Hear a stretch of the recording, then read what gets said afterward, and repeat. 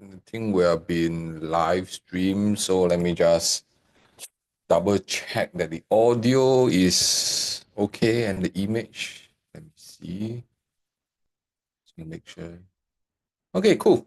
All right, we're live right now. So great, everyone. We're gonna get started in today's very unique situation where I think a lot of people are actually a little bit confused about today's market because kind of everybody is saying that, hey, property prices is a bit too high, and will surely drop, right? So that is what I think in the marketplace a lot of people are very confused about, and a lot of times these are all in the headlines, the newspaper headlines, the online headlines.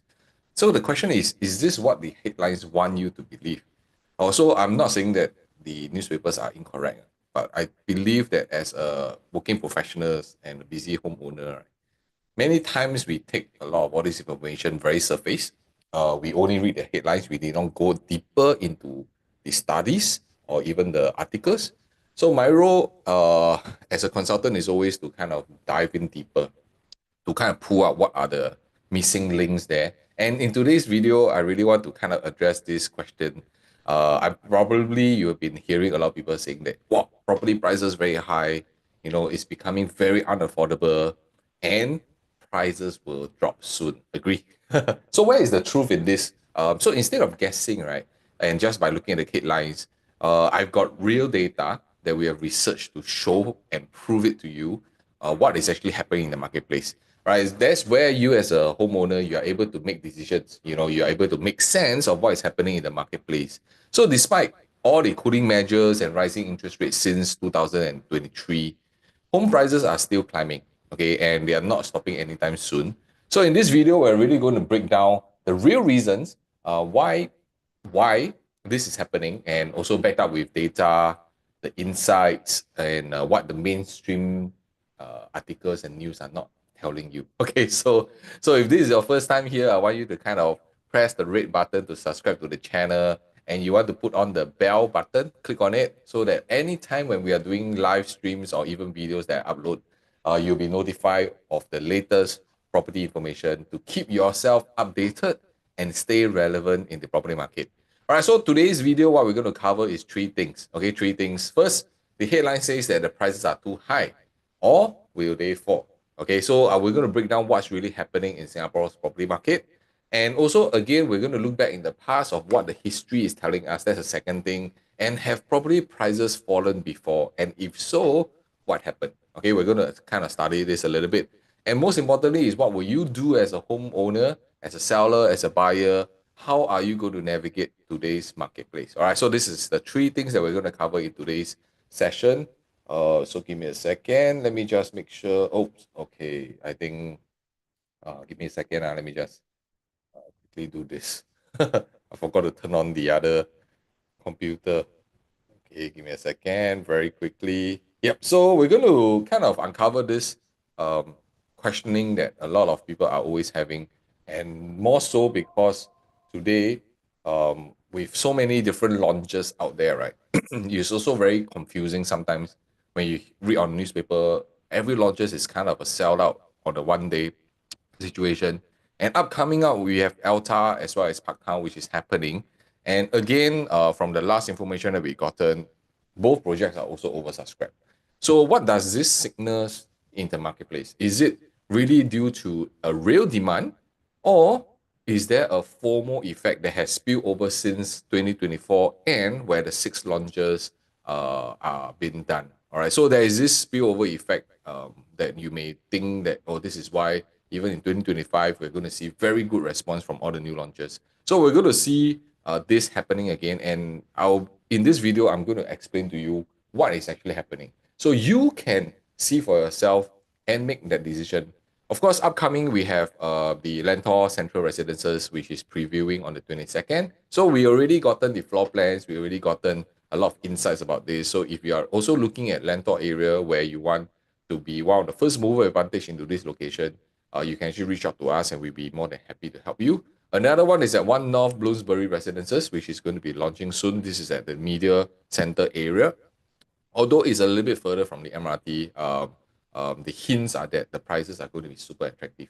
Right. So again, if you require certain second opinion before you purchase any of the properties out there, whether it's a new launch or resale, you may want to just scan the QR code and then reach out to us, and we'll be more than happy to guide you along in how do you select certain properties.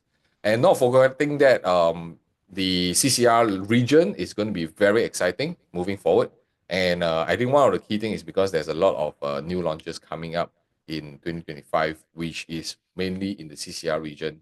So although CCR has been kind of muted for the many years due to different cooling measures during the 2023, where foreigners are being slapped with 60% ABSD, there's a certain window of opportunity that I see in CCR, and I'll be doing a separate video about it as well. What do I see? All right, and then we can access our and from there we can actually kind of understand a little bit better of what is happening in CCR. All right, so if you intending to also look out for some of all these future launches in the CCR region, and you really need a guiding hand, but do scan the QR code so that I can actually work with you on a more one-on-one basis. We can see how we can do about your current property situation and what kind of plans you have.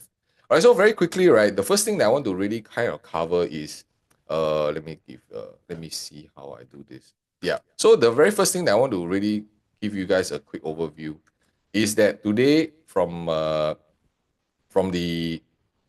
property articles perspective, okay, so give me a second, let me just do this. Okay.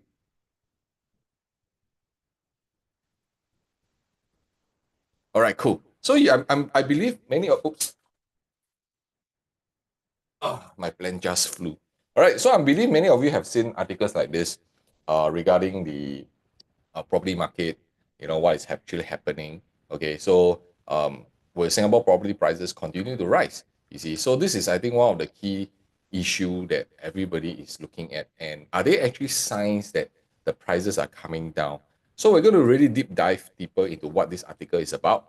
And then from there, you want to continue staying tuned because at the end of the session, at the end of the video, right, I'll be actually sharing with you where is the demand actually coming from? Is it really due to FOMO? Is it due to developers buying the units? What is happening that our property prices are staying very consistent, very healthy, even in today's? So when property news come out like this, right? Let's do a TLDR first, lah. Okay. So for this article, you can see that the flash property housing HDB index is highlights that the resale prices surged about 9.6%, okay, in 2024, and it almost doubles up the 4.9% increase in 2023. And the private housing market, while it's a little bit more, muted, a little bit muted, okay, it still grew about close to 4%. All right. So one of the key things is that today, the demand for the HDBs, right, the resale HDBs remain actually very strong.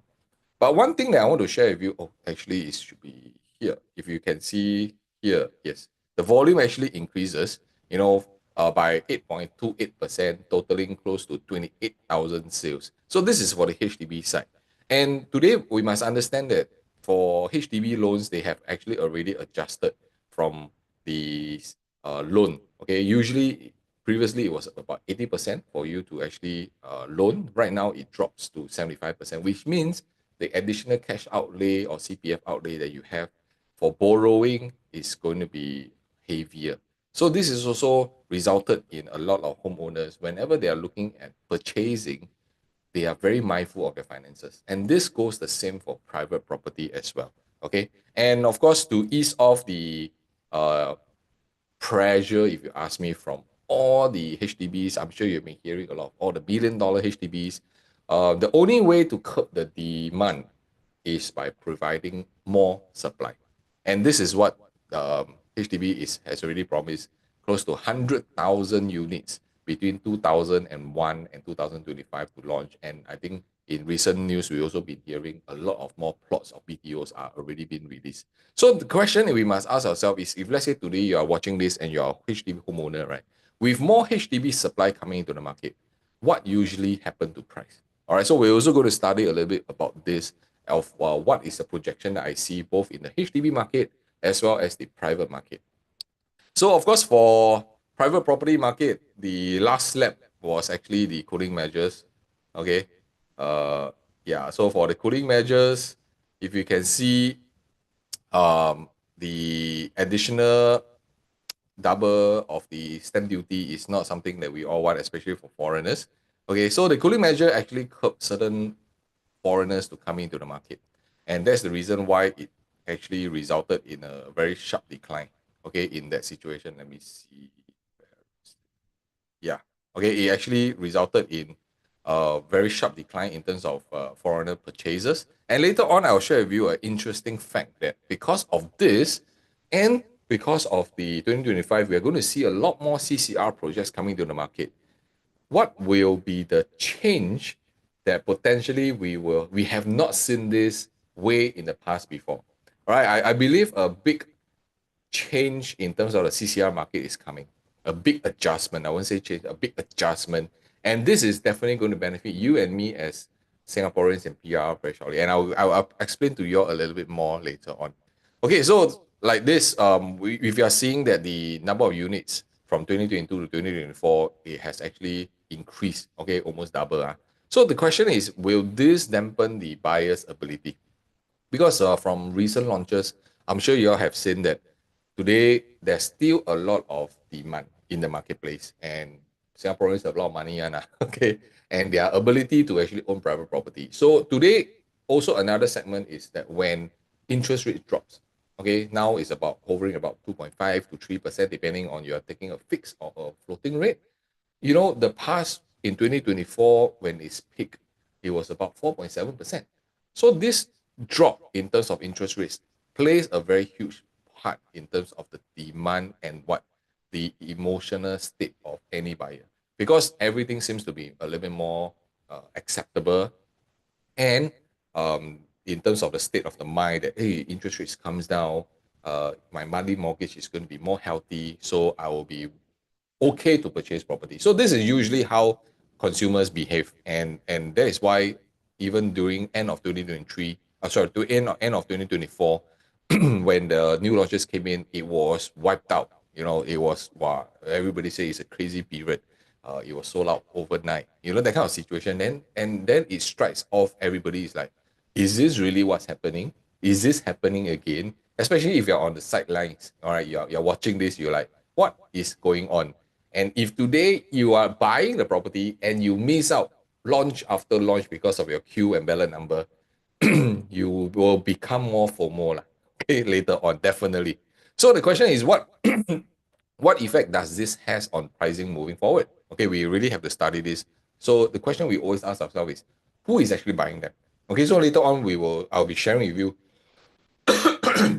Sorry about this. We're going to show you where the demand is really coming in from in very specific way, and it's not what you think, because we are on the ground. I have a real ground data, real ground experience to share with you where the demand is really coming in, and that could give you another perspective of how property are being seen. Okay, so of course, for the article, it also shows a little bit of the uh, aging population situation. So some of this information, like for example, the rising of singles.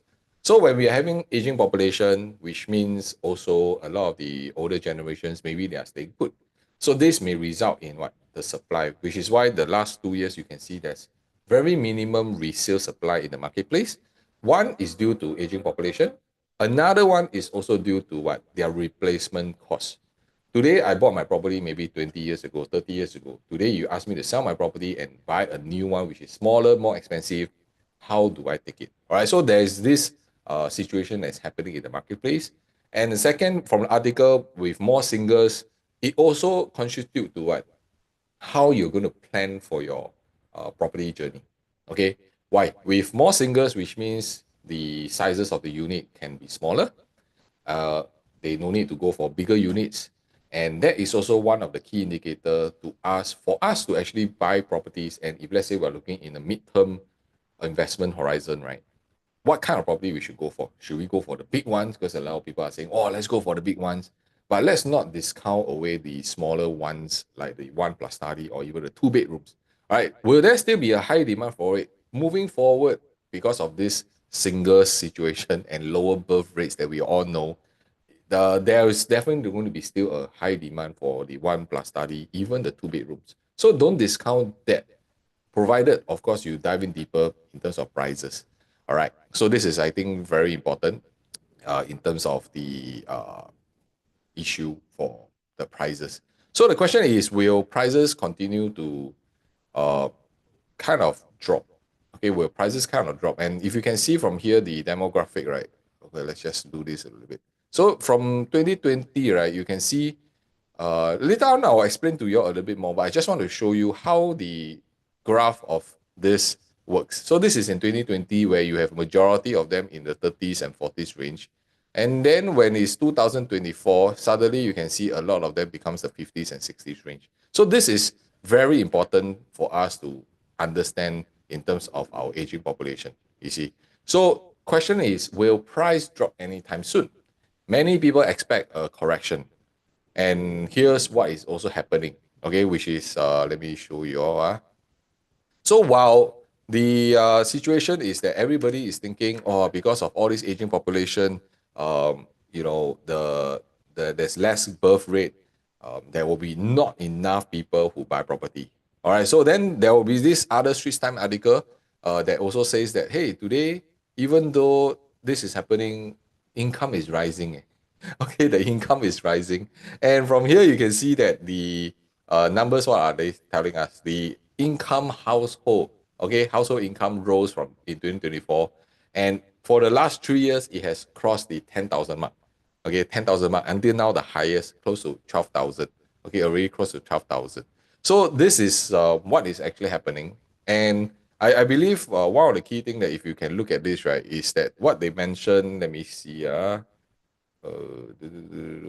So what they mentioned here is that the medium household has already crossed the mark. Okay, has already crossed it. And then today, what is the twist? Okay, what is the twist of this situation happening? So does higher incomes make, I mean, does higher income necessarily make property prices cheaper? We have to ask ourselves is, now you have a higher capability of owning a property, you have higher borrowing power. Does it mean that you will go for, you were not willing to pay for a property? So in a nutshell, more income equals stronger demand for houses, definitely. And then when there's more demand, will prices remain higher when there's a lack of supply in the marketplace? All right, so this is something that I want to address in today's video. And I just really want you guys to kind of understand this a little bit from the context of these two articles. So if you have not subscribed to this channel, do so. And I will be guiding you through if you need any help for property matters. So let us jump back into, let me share this.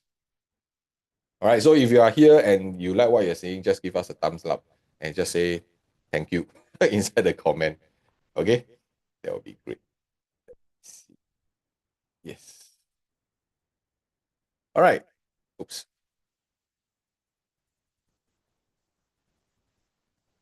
All right, so I want to give you guys a quick overview about what is happening in the various markets. So I'm going to touch on HDBs and then private. And then on the last part is I'm going to share with you where the real demand is coming in from. So you really want to stay on watching this video because this is extremely important for you as a homeowner looking to look into the property market. So HDBs, of course, it has rose significantly ever since the last major cooling measures, which is in 2013. So every other year when it comes in, you can see that the property price index year on year change has been very healthy. And in 2024, it has a very high jump because why? The lack of supply in the marketplace also move a lot of homeowners to buy the HDB market. All right, so today what you are seeing is, this is how we are seeing in terms of HDB price index. Today we are already at the peak in terms of the home prices. Will it continue to go up? Of course, nobody can tell for sure. But I will believe that today, being a HDB is an affordable housing, is a public housing, the government will be very careful treading this to ensure that the prices don't go overboard. So today, even if you are seeing a lot of HDB news about $1 million HDBs and all this, you may say that, wow, that means my prices can continue to go up. But from a affordable housing perspective, right, it's really not a good news. Because previously it did happen before in 2013, when prices went up a little bit too crazy, cooling measures was implemented. And then for the next 7 to 8 years, right, prices for HDBs came down and was muted all the way for 7 to 8 years. So ask yourself, if let's say today you are owning a HDB during that time, even though you have the needs, you have the wants, you wanted to upgrade, you wanted to change the property, you may not do so because it's a negative sale in terms of your property. So you will hold on that thought and then say, okay lah, my property never grow, never make money, then I don't do it lah. Then you wait for 7 to 8 years. So right now we are in this cycle where things start to go up again, and ask yourself this question: what will you do next? Are you still holding on to it, or thinking otherwise that, oh, prices are a little bit too high right now, I think I should wait for it to come down more? I mean, not necessary, because today, if let's say prices comes down, your actual value of the property also drops. So although we are looking at a lower resale volume transactions, okay, although we are looking at that, but the key thing is that the spike in terms of HDB $1 million to me, I find that it's a worrying factor. Or the number of HDBs is 1.73 million. There will be so many more HDBs out there that has crossed the $1 million mark. So I want to make a guess how many HDBs are actually being sold for $1 million. I want to make a guess. Make a guess, just put inside the comment if you know the numbers or you want to make a wild guess. So let me share with you the numbers on a year-on-year basis. So this is a record number of $1 million HDB flats in 2024. It's crossing 1,000 units. Can you believe 1,000 HDBs out there? Although, of course, in comparison, it's still a very small number. Hey, but it has never happened before, right? You can see all the way from 2020, right? The jump in terms of the $1 million flats, HDBs, are crazy. The question is, who is actually buying all these HDBs? So later on at the end of the video, I'm going to share with you the demand. Why are there so much demand, even for HDB homeowners, to buy this kind of $1 million HDB? Because you need to know, to be relevant as a homeowner, you need to understand what is happening to the marketplace. All right, so this is what is happening in HDB. And let's move on to private. So private, again, the last major adjustment that we are seeing is, of course, back in 2013, when cooling measures. That's why negative. But as per private market, it's not only just fueled by the general economy, but Singapore economy as well. Okay, later on, I'll share with you through a chart to explain better. So whenever there's a certain growth in terms of a price index, just take note. Okay, so this is a guideline. Whenever the government sees that our price index on a year-on-year basis is reaching the double digit or close to double digit, that's when they will slap in what cooling measures. So you have seen it happening in 2021. Okay, you have seen it even in 2023, because all these are creeping up to what? To the double digit growth. All right, so we have seen it even in 2018 as well. So the tip of the matter is the government is always trying to keep our price index single digit. Okay, the smaller the better. That means the government is not trying to crash the market, but they want a very gradual growth, percentage on percentage every single year. So if we put it onto a chart, right, you can see that right now where we are, the property prices since Q4 of 2024 has really gone up about 2.3%. So what is the worrying factor that we all have in property? Is we are worried about this. Agree? We're all worried about this kind of red color drop. Wow, Asia financial crisis dropped 40%, and then we are worried about .com SARS situation where it dropped 20%, and we are also worried about global financial crisis later. If I buy already, tomorrow this happened, prices drop 25%, or even a major cooling measures that drop about 11.6%. So this is what we are all concerned about. But one thing I want to draw your attention is you also need to look at the rebound. Okay, even though Asia financial crisis dropped 40%, it actually rebounded in a very quick manner in 6 quarters of another 40%. .com SARS period, same thing. It went up close to 58%. And global financial crisis, it came down 25%, but the prices went up 62%. Okay. And this is the reason why in 2013, government came in our infamous cooling measure. Okay, infamous cooling measure. Why? Because prices went up 62 over percent. Even though if you see all these yellow line, all these are what? These are all previously cooling measures that the government is already trying to curb them. Because there was a lot of speculation going on. And when the global financial came in, everybody is like fanatic. Okay, some lose money, some went bankrupt, and then there were crazy buying in the marketplace. So it went pushes up the prices. So there was a lot of FOMO also at the same time. But we any of the cooling measures done been since 2009 has no effect until 2013. The 2013 cooling measures has direct impact in terms of affordability, our borrowing ability. All right, so that's why all the TDSR, LTV, all these things comes in to curb our borrowing. Okay, we need to have more down payment. If you have no money, don't even think about property anymore. So these are all what is happening. And ever since cooling measures, you can see our drop is only 11.6%. If you do a very drastic comparison to the past, the cooling measures has a very minimum impact. Of course, we cannot say no impact. The impact is minimum.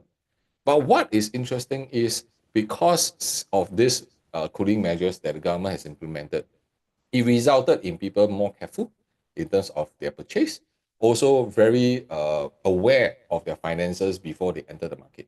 So today, I want you all to draw a line here because anything before 2013 situation is already super outdated. If you are still very concerned about looking at this before 2013 time and then you start seeing, oh, I shouldn't enter into property because I'm worried all this thing will happen, you really need to erase that away to have a very clear understanding what is happening. Because of cooling measures, it has direct impact of our affordability. And today, whatever happens right now, the buyers are not speculative. The buyers have the ability to buy. They have the down payment. They can loan. And I will show you later on in the video why do I say so. Okay, where the demand is. So moving forward, if you can see, even though cooling measures has a direct impact, about 11.6%, after that, what happened? It rebounded back.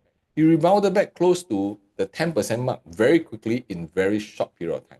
So the government then after that, of course, thinking that, hey, things get a little bit heated up, they want to cool it down. But this time around, when they cool it down, it's only 0.7%. Very minimum. But do you see what happened next? The jump. Oops, use a different color. You can see the climb. The climb went up more than the drop in shorter period of time. Okay, the drop is actually very short. Then the climb actually went up higher. And again, government came in minus 1%. And this is when COVID happens, right? Boom, everything went up. So again, I also want to address something that everybody has been talking about, like, oh, the prices for the last couple of years went up because of COVID. It's not only because of COVID. Okay, we have another different set of research that we highlight. We have that is not just about COVID. Okay, but COVID did add on additional percentage in terms of your capital, in terms of growth potential. But it's not only because of COVID prices went up. Okay, that is really anybody anyhow say okay. But we have data to back it up that yes, COVID did help to kind of speed up in terms of your growth, but it's not the only criteria, only indicator why our property prices increase. Okay, so you can see now COVID push up, and of course the supply and situation push up the prices to even 28.1%. And after even government try to implement so many different cooling measures, the impact is very minimum. So one thing I always share Singaporeans are actually very smart one. We have a lot of cash, a lot of liquidity. We do a lot of different investments. So today we do have the means to buy one property, two property, or even three properties, some even under trust. And we have seen this day in and out in Singapore when we are on the ground. So the drop is so minimum and it's so short. But the rebound, wow, the rebound is different. The rebound is so much faster. So this is something that I believe that today you need to really understand a little bit more because what happened in 1997, 2008, even COVID, everybody expected the prices to really come down quite a fair bit, especially for COVID, right? You know, it did not. But instead, prices surged instead. All right, so there are some fundamentals that I share in my other master classes about what are the fundamentals we should look at in property. So if you're also interested in looking into, okay, how do I study property? How do I enter and exit?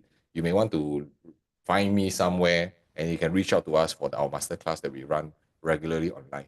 Okay, so what's the difference between now? Because Singapore prices, right now, is really backed up by very strong fundamentals. Okay, fundamentals meaning our cooling measures, our kind of equations. Okay, we are no longer in a very speculative market. The rising incomes are also a fact, and most importantly, is the government policies is kind of building a property bubble around us. But this bubble, right, is to protect us. One.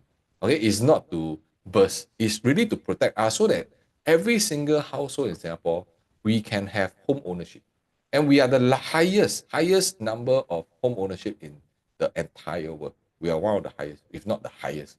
And that, I believe this is what constitutes to what? A very stable demand. Because we're all doing merry-go-round, ma. You sell to me, I sell to them. And then how do Singapore actually look into growing this demand?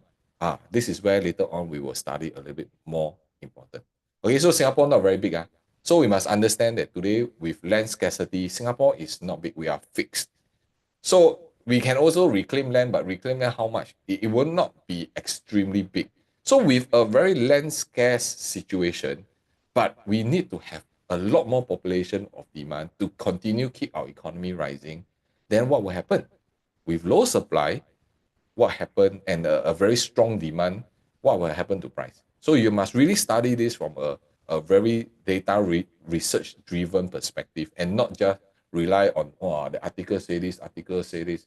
I mean, today you can hear the article say that the property market is good. Then 2 days later, they say the property market is not so good. Sometimes it's also confusing. Okay, so this is of course a breakdown of how the property prices in terms of every single segment, because private property do consist of landed, non-landed, and in the different zones. Also, you can see this projection. And in terms of the sales of the prices in terms of year-on-year growth, the prices for CCR has gone up to almost, it has came down about 6.6%. And this is also one of the reasons why in my separate video that I'll be doing is I'm going to touch on a little bit of what are the opportunities in CCR that as for us as Singaporeans, generally we avoid. Okay, how many of you want to really go through and want to find out more about this video? You all must subscribe to the video. Okay, subscribe to the channel, or you all can just reach out to me. I can share with you a little bit more before even the video is out.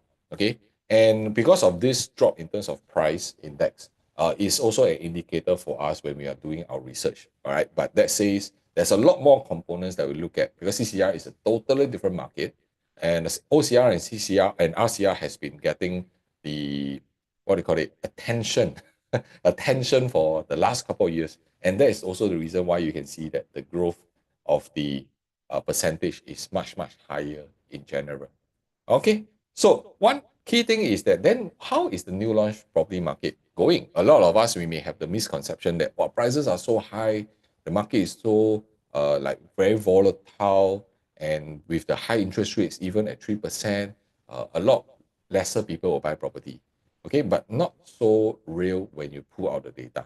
Okay, actually in 2024, fourth quarter, it actually is one of the highest in terms of purchase.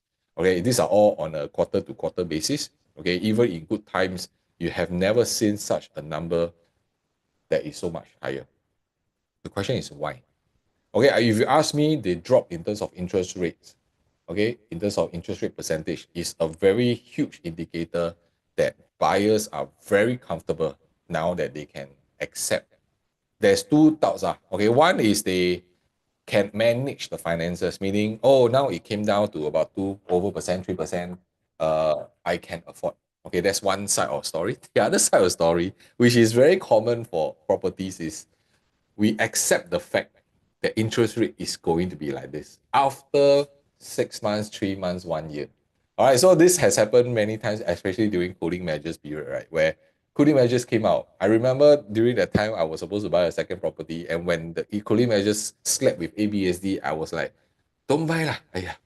Property prices government will change the rule one, will remove the ABSD one. How many of you got think that way? Okay, so whenever there's something, a new policy comes in, we always have this wishful and hopeful find. Then you hope that they come down. Lor. But have we ever have a cooling measures that came down or removed one? Don't have. The more they add on, the harder it becomes for us to buy property. Agree? So this is the same thing when the interest rate situation. So on one end, yes, we may be able to afford it, but on the other end, it's like, ah, I cannot wait anymore because I see the prices keep going up. So for me to pay that difference of 1% or 2% of property interest, right, and the prices went up 20%, I think it's a very no-brainer why they are starting to come into the marketplace back in 2024 and okay, it's a really a very big indicator and signal of what is happening. So this is why we are saying that now in 2025 moving forward, how are you able to track this market? And something I always share with my clients in our private consult is the higher the price is, the more we have to be more careful. Okay, the more we be careful about it. Not that we can reduce 100% risk. Nobody can do that. If somebody do that, you better run far, far away. Okay, but we can reduce this risk by putting in more parameters to look at, to study it a little bit better. The last thing you want is you buy the property already, then you start looking at the numbers. I think that is very unfortunate. That's one. Another set of equation is you have to blame yourself lah, or to, no choice. Okay, I mean I know it's a harsh word, but you have to blame yourself. Why? Because there are data available. There are people that you all can reach out to, but you all chose to rely on your own guessing, which is that's why you need to what? You need to take on this responsibility of holding to the property for a longer time, perhaps. So we are not saying that we are able to help you to reduce totally zero risk. It's almost impossible. But what if you have somebody who can kind of guide you through different parameters to start looking things clearer before you make a decision? Wouldn't it help you to support some of the thoughts that you have? All right. So this is why I always constantly do videos in this channel. It's really to kind of empower you and provide you the knowledge gap that you couldn't be seeing it or learning from outside because they won't share with you so much detail, right? And in our personal one-on-one consult, that's where we get even more details because we are going to personalize a property journey plan for you. How do you enter? How do you exit? There's so much things more. All right, so this is very important. So do look into a bigger context. And this is why just now I was sharing, I do see a huge adjustment moving forward in this year's CCR market. So one thing we all know when the cooling measures in 2023 kind of stopped the entire foreigner market to come into Singapore because slapping with 60% is no joke. So there are a few contexts that I see from here, which maybe you all can also share with me your views. Why government is doing all this. Of course, these are all my personal views and my personal take. Okay, it has nothing to do with speculation, but based on the research that we've done, it seems that this is the way that they are going to happen. So for all the while, actually, a lot of us, we may think that foreigners are the main purchasers in Singapore. Sorry to tell you, these are all speculations. These are all your wishful thinking. Singapore are still general, very much handled by Singaporeans and PR in terms of percentage. So all the way from 2010, you can see the amount of percentage of home ownerships are more than 70% every time by locals, Singaporeans and PR, by locals. The foreigners are very, if you look at this, it's very minimum. And it gets lesser and lesser until you can see even after 2000, it's in the 4%, 3% kind of rate. So the numbers are not going to be the crazy factors, right, that pushes our prices up. There's always this saying, no lah, the foreigners are buying lah, that's why our price is so high. But this percentage, is it really going to affect our overall prices in Singapore? See, so this is where research and knowledge comes in. If not, you will always think otherwise. But what is going to happen in 2024 is the numbers drop to even what? 1.4% because of the ABSD of 60%. So this is really a strategy that if you ask me to stabilize our property market, that's one. But yet, the market in Singapore for property is still seen as a very doable approach. Okay, it's still acceptable. Prices are not crazy. It's still stabilized, and that's how we start looking at it. And with this, fewer foreigners buying property in Singapore, I will share more in my next video why this has a huge impact for us in the following 2025 the new launches. Okay, this has a direct impact, and I will share this, do more research. So if you really want to understand how you may potentially have an opportunity to buy CCR properties for the lifetime that you wanted to, but prices was too high, this may be your only chance to enter into CCR. Okay, all right, so I will share with you all more in the next video.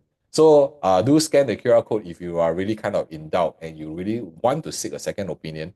Do reach out because we have quite a fair bit of land sales also in the CCR market. And that's where we are able to kind of guide you through along the way. All right. All right, so I just want to quickly just cover a little bit of the demographic, which is just now we saw from the aging population, where averagely in 2020, we are seeing a lot more in the late 30s to 40s kind of purchasing power. All right, so I mean, that's where the whole bulk of owners are at this age. But of course, now we are 20 years down the road, they also have to age, they have to increase in terms of age. That's why you are seeing now most of them are already in their 50s and 60s. But does it, so this is where a lot of people, they may see data one side, but they don't see the other. So while this is happening, we also have to acknowledge that the numbers of 30s to 40s are still healthy, okay, are still healthy. So does it mean that today, with the aging population situation, we are not, our property market cannot sustain? There's a lot other factors I'm going to share with you, and it has everything to do with the demand situation right now. Because now that you know the population demographic, right, then the question is, are the demands coming from them? Okay, are the demands coming from them? All right, do they really have so much for, the buying power in today's market? So this is how we want to study, are there really so much demand? Okay, so just follow through. So one of the key things that we must understand is today, anything that we're doing is about population. Why? Because only with population coming in, and we have just crossed the 6 million mark in 2024. So if some of you who have been following me, you know our white paper, our white paper target is 6.9 million by 2030. So we are about 5 years to increase another million in 5 years. How doable it is. How doable. All right, so this is where we need to study a little bit. And why am I sharing with you population? Because today we are having an aging population. We have maybe lesser birth rates. There must be a way that the government needs to what? Import more population. If not, our economy cannot sustain. And the reason why we are aiming for 6.9 million, I believe this is how the government sees it as. This is the very comfortable population size that is going to spruce up our economy for the next 50 years. Okay, so this is how I see it. If not, you don't give birth, I don't give birth, then Singapore decreasing population, then nobody buy our property, then our property prices will come down. All right, so a few of the population increase will indirectly also impact our property prices, definitely. And this is our projection. Our projection is that today, the private residential properties in 2025 would likely grow about 3 to 4%. Whereas for HDB, we will still continue to grow 5 to 7%. Why? Because ultimately, there is still a big gap during for the HDBs and the private property, that not every one of them are able to upgrade to a private property because the gap is getting wider and wider. So today, to all my homeowners who are holding a HDB, if today you already have certain profits in your property and you have quite a fair bit of capital already been built up in your property, and your age is still able to do some loans, you may really seriously want to look at how can you strike out a plan to upgrade yourself to the next asset class so that you can continue to elevate your asset for your very big end goal, which is retirement. Okay, so this is something that we see a lot more homeowners are having some problems navigating this. So I really want to reach out to those who are really in need of this to kind of reach out to us, and we will be able to show you a game plan of how it can be done safely without you touching any of much of your savings. Okay, so this is our projections. And of course, the key thing, why are there so much demand besides just population increase? Also interest rate adjustment. Okay, interest rate adjustment, I'm sure you are already very aware of. And today we are already having the decrease. So we track our interest rates on a daily basis. That's why we are able to see the fluctuation of it. So these are all made, most of the, what do you call it, global situations that affect Singapore's property prices. So I want to go a little bit more national, meaning inwards, inwards to Singapore. What are some of the policies that we have implemented that also created certain demand, and why our prices don't seem to come down? And these are all very logical understanding. The question is, as homeowners, we tend not to accept. Why? Because when things go too high, we will always complain, wow, so high already, I cannot buy. That is you as a buyer lah. But if let's say you're a seller, are you okay with prices going up? Hey, you're actually happy leh. But on the other side of things, you're also unhappy. Why? Prices go up, my property can sell higher. But I also buy higher leh when I sell. So there's always this conflicting things going on, which is very understandable. But on one end, this is, we cannot win everything. Okay, there must be some form of understanding, some form of balance that we can actually do for your property. If not, you will always be in this rat race, in this circle, ding dong for many, many years, never do anything. Then there'll be a different set of difficulties coming in later on. All right. So another factor that one of the policies that has changed is the harmonization situation. If you are unfamiliar with what harmonization is, you can just go and look up one of my videos that I explain in details what is harmonization about. Okay, so why is this happening? Because today harmonization is going to reduce the entire area by 6 to 8%. You may say that, oh yeah, that's why it doesn't matter now. My property is without the aircon latch situation calculation. Size could be maybe a little bit smaller. It's okay. Doesn't matter. It has no impact on me. It has everything to do with you. Okay, I want to share with you why this has impact on price. I just want to use Lentor area as an example because this is the area where we have both the harmonization and the pre-harmonization properties. And I want you all to just take a look at from a pricing perspective. Okay, so based on the land prices, that's one side of equations where we are doing our research. But I just want to see your average transacted prices. Average transacted prices. Even though harmonization, they have a reduction of 6 to 8% in terms of space, it does not constitute to a lower PSF or lower quantum. Okay, the question is why? Because today, right, there are a few key things that we must understand from property. The first thing is land price. Land price is being controlled by the government. They release the land price accordingly so that developers can purchase in. So this is kind of a fixed guideline that government has. They have a reserve price that they cannot go under. So we have, I'm sure you all have also read news before that there are some plot of lands that developer bidded, but the government reject because it's too low. So actually government, Zheng our Akong all protects everything. It cannot allow prices to come out too low. So you ask me who is the one adjusting all these prices is helped by the government. So that you and I, we are able to have our property sustaining it. And when we exit it from this property, it helps us in our next purchase. All right, so these are all very important. So with this 6 to 8% reduction, a lot of people will say that, hey, then prices will come down. But why hasn't it? So the one factor is land price is being controlled. Okay, the second thing, and many other things, is our inflation of raw costs also increased. Today, your food already increased, your groceries already increased. You cannot expect the sand, the cement, all these to what? Stay at low cost. The raw materials increases. So when all these costs increase, our labor increase, okay, our supply chain disruptions, there will be some periods here, okay, and our firm land prices, GST hike, and harmonization, all these are affecting your property price. So we can always understand that today, how can our property price be like 10 years ago? It's an impossible situation with inflation, just on inflation counting in.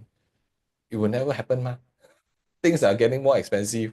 That is the reason why today, while the prices, it seems like very high, we must accept that this is the new benchmark price.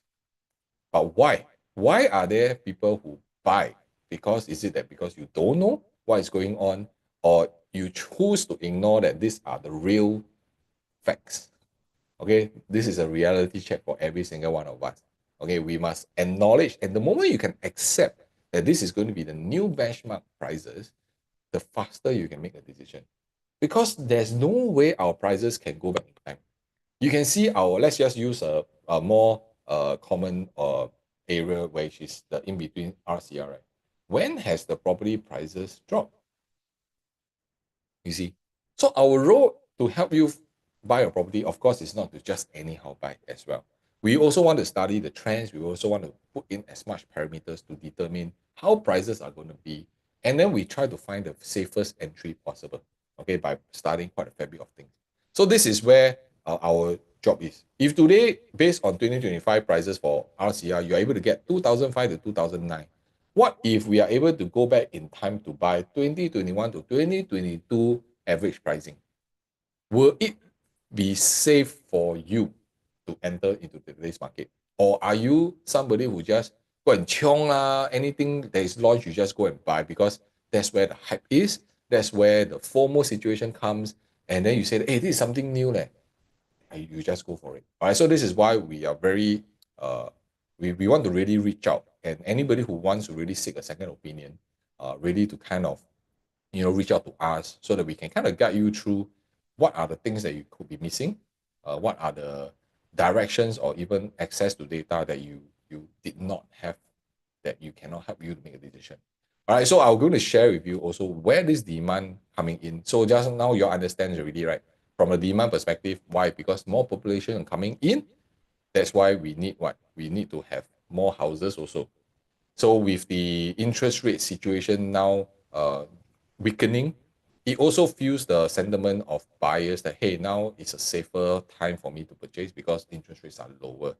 With the harmonization effect due to rising costs, the land cost, the construction cost, the labor cost, all this plays a huge part in terms of the pricing that we're going to buy today.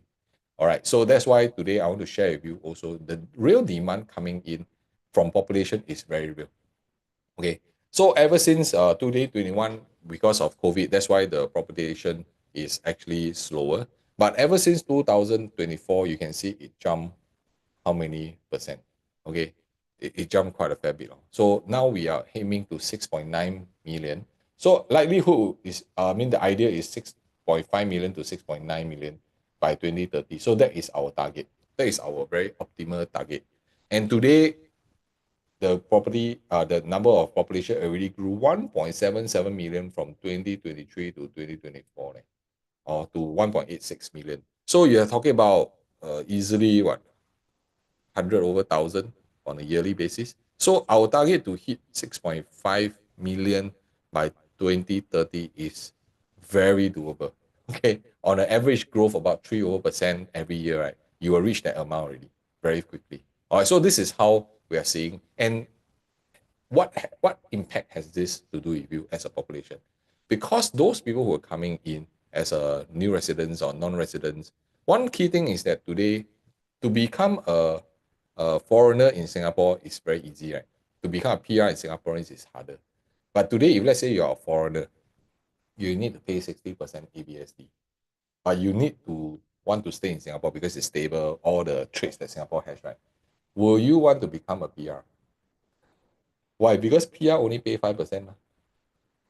Correct. So in the event today, if I'm a foreigner, I bring my entire family into Singapore, hey, I want to buy property. Of course, I will do my very best to become a PR. And this is also one of the reasons why our population definitely will hit what we are aiming for. Because there are different policies behind the scene that drives this. So immediately, if I go from a foreigner to and I apply for PR, I save 55%. Why not? Why not? Ask yourself. Okay. Because why? Because on the ground we do have a lot of them who tried to apply, but it was very difficult, and then they don't see a need. But right now, because of property, they see a need to turn into PR and then to purchase property. Oh, and this group of new residents, I can share with you, they have the buying power. One. Okay, their income is very high. Why? Because today they are all PMETs. So when we have a stronger workforce, which means higher purchasing powers. Okay, so this is the first group that we have to acknowledge and accept. The next is upgraders from HDB MOP. So you'll be hearing about HDBs increasing in terms of value. It's also the same for anyone who owns a HDB BTO. Their first pot of gold, 200 to 300,000, is very easily achieved. Okay, so when they have done their 8 years of wait, because 3 years of building, 5 years of MOP, by the time they could be in their mid 30s, every one of them, their income will also have increased, and that's where they have higher aspiration to want to what, do more things. Either they sell off their HDB to buy a private, or some of them have the means to buy even 2 private property, and that is what we've been seeing. And later on, when I share some real data with you, you'll be shocked of what is happening. And there will be one key demand that comes into the marketplace. I believe a lot of people don't know. Okay, I'm going to share it with you today. So the second group is those from ECs. ECs, you all know lah, or the amount of uh, uh, price point, the amount of profits that they can make. There's a lot of ECs going on. So I just want to draw your attention, just to give you a very quick overview, just to see really how much lah. Okay, really how much. Okay, so let's just use a very kind of further away location, right, in the far northeast, right. Let's just use Brownstone. Brownstone is at Canberra Drive. Okay, a lot of people say Ulu lah, that kind of thing. Let's look at Brownstone, or Brownstone EC, and how has the property been doing in terms of their growth potential. So we are able to use ProTrend to actually chart the entire starting of the MOP all the way to now, how much percentage the property has grown. So from 2015 until now is 10 years. You can, okay, let's not use 2015 because 2024, because we are just at the beginning of the year. I think use 2024 will be a more fair indicator. 72%. 72% for a property, everybody think that is Ulu at Canberra. And one of the reason why, because you are buying a subsidized property, okay? And you need to wait for 5 years NOP. So that's why there's always this high interest of ECs going in. So let us compare another example. Maybe you say that, yeah, this one is just a one-time off. Okay, I choose somewhere a little bit more, maybe more, I would say central lah. Okay, Anchorville area. Okay, there's this property called The View. Okay, let us just compare. So The View is also an EC. The View. Because all this, we are able to draw out real data, and they have transactions really, which means they have already become a resale property. You can see for the red line, right? Let us just do the same trend until 2024. 85%, 86%, you see. So this is an Anchorville area. So today, if let's say time is on your side, you know, one of the reasons you can actually also consider EC is because of the percentage that today using time to exchange, and your percentage growth is going to be very protected. Let's just look at from a numbers perspective for Brownstone, right? Let's just use a very typical 3-bedroom, and let's look at how much they have made for 3-bedroom, shall we? Let's take a look. This is on average, 500 to 600,000. Easily close eyes, even though the sizes are not very big. 883 square feet unit, you make 500,000. Of course, you use 8 years, but is it still a very decent amount that you can unlock it? So that's why today, if you are, why the demand coming is because this group of buyers, they can easily unlock this money out, plus their capital and their increase of income after 8 years, right, when they first purchase, would already give them the enough firepower to purchase the next property. And that is also a reason why we are seeing younger and younger generations are able to upgrade themselves to the private property. Just now, let's take a look at The View, just to, capo a little bit. Let's capo a little bit. Oh, okay, let's look at The View. And let's also just look at 3-bedroom units, because I think generally ECs, 3 bedrooms are always more for family. You see, even a 904 square feet is also hovering 500 over 1,000. Some of them even go up to 700 over 1,000. Of course, those are the bigger units. Okay, the 1033 and the 1044 unit. So This is a very real situation, my friend, that you need to accept. Upgraders from BTO and upgraders from EC forms a huge demand in today's marketplace. And today we must accept. Because of this, they are always looking out for what is next. So today we have a few of the MOP that is going to reach MOP in 2024 and 2025, some also. So we are having constant demand coming back into the market. If every one of course, we can't say that every one of them will sell their property and then upgrade, right? But just a fraction of them who sees that using property as an asset building approach, right? They will definitely want to release out their property, cash out to do something else. So for some of you who are also hoping that you can also fall into this kind of situation, you have some luck right now because Orella at Tampines, one of the very rare EC in a very matured town, has been released. Okay, and the preview is on the 22nd. I believe there will be a lot of interest in this. Again, ECs are very different, okay, because you need to fulfill the MSR of 30% only for your loan capability, not TDSR. Okay, TDSR is for private. So your borrowing ability immediately drops, which means usually you will require more cash because the loan will be very limited. So today, you potentially have this chance of Arela, but of course, it still depends on your situation, whether is this property ideal for you or not, because they have a lot more limitations, right? Your income ceiling, all these things play a huge part for you to have the ability to purchase Orela. All right. So, of course, if you want to kind of explore that potentially you also can be one of the few in the next perhaps 8 years, the next 8 years to grow your capital, your profits from about half a million to even $700,000. There you can actually scan the QR code and reach out to us. We can see whether is this ideal for you or could there be other opportunities out in the marketplace. All right. So just now I did share where the demand comes in. Why are people still able to purchase and hold on to their property? Is because of the household income, which is just now the article I shared with you. The household income has already increased, and this is very real. This is very real. Sometimes we are very worried, like, wow, when the prices go up too high, can our younger generation purchase it? But don't forget, our income also increases. And this is really just a fraction of the numbers that we are seeing on the ground. Because the buyers are getting younger and younger. Even though we are complaining, prices are getting too high, but buyers are getting younger every other day. Because their income, I tell you, it's quite crazy. And sometimes when I do assessment with them, I see the amount of income that they have, their loan capability they can do is actually very strong. But I can share with you one thing that they don't have. They have what? They have the age. They have the loan capability. They have the income to borrow quite a fair bit. What they lack is always the down payment. All right, so they lack the down payment because right now our down payment is what? 25%, right? Then plus stamp duty, 30% easily, right? So a lot of them, because they just started work, even though they have the ability to borrow, they don't have this down payment. So what do they do when they don't have the down payment? Come share inside your comment. Share inside the comment. Okay, the parents support.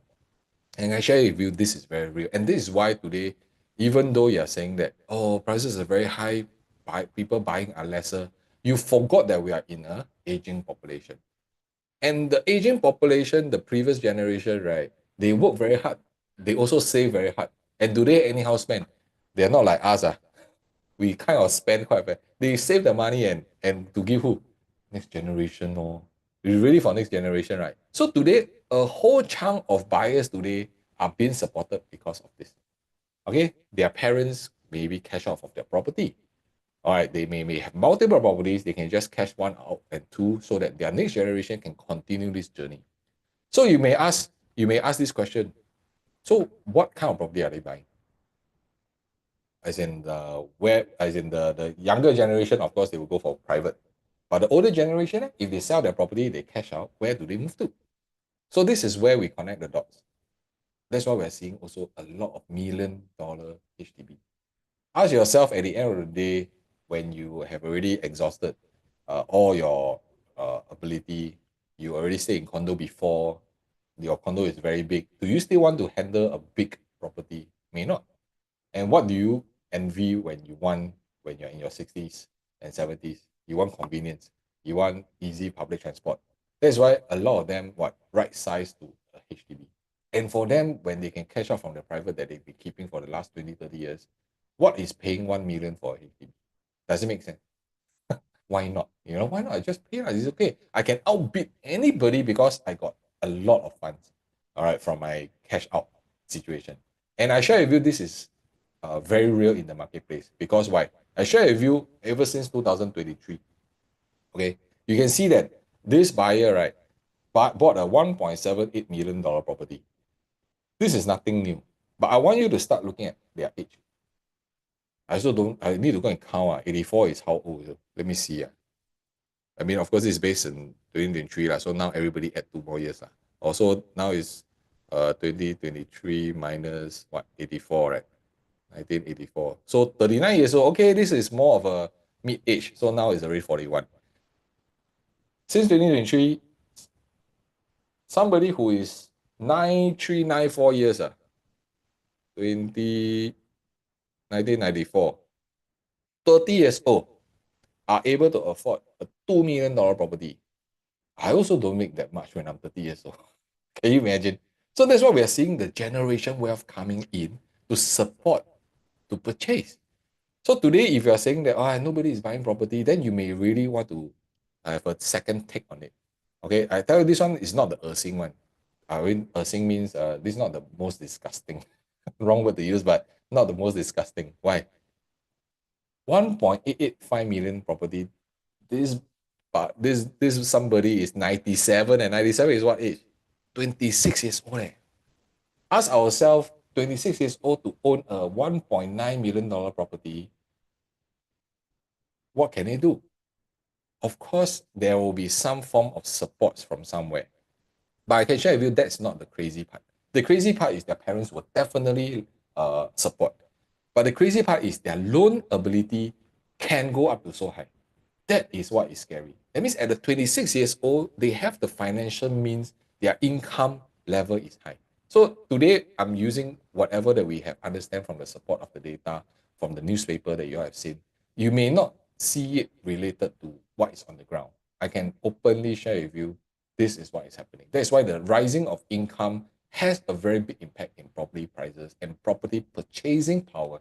Very important.